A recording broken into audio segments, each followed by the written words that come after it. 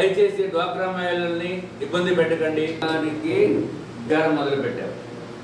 వెళ్ళిన చోటల్లా అందరిని పోల్ ఏజెంట్స్గా పెడతారు, ఎలక్షన్ ఏజెంట్లుగా.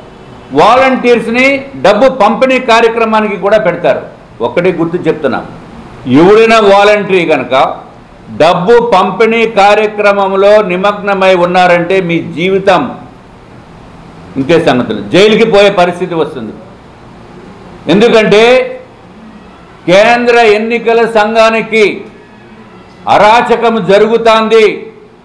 విశాఖపట్నంలో నార్త్ నియోజకవర్గంలో 40,000 ఓట్లు ఉన్నాయి, మనుషులు లేరు, దీన్ని మార్పించాలి అని చెప్పి పెద్ద ఎత్తున గొడవ చేసింది నేను, కంప్లైంట్ ఇచ్చింది నేను.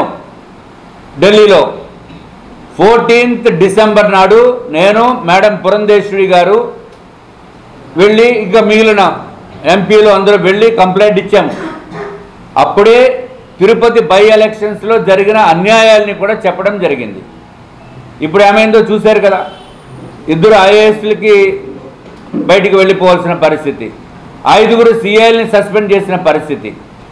కాబట్టి దయచేసి ఈ వైఎస్ఆర్ సిపి ఇచ్చే ప్రలోభాలకి లోను కావద్దు గ్రామ వాలంటీర్ వ్యవస్థ అని చెప్పి నేను తెలియజేసుకుంటున్నాను. Hi viewers, Vizag vision channel ని సబ్స్క్రైబ్ చేసుకోండి. మా ఛానల్ అందిస్తున్న జాతీయ అంతర్జాతీయ స్థాయి వార్తా విశేషాలు నోటిఫికేషన్స్ కోసం ఇక్కడ కనిపిస్తున్న బెల్ ఐకాన్ ని క్లిక్ చేయండి.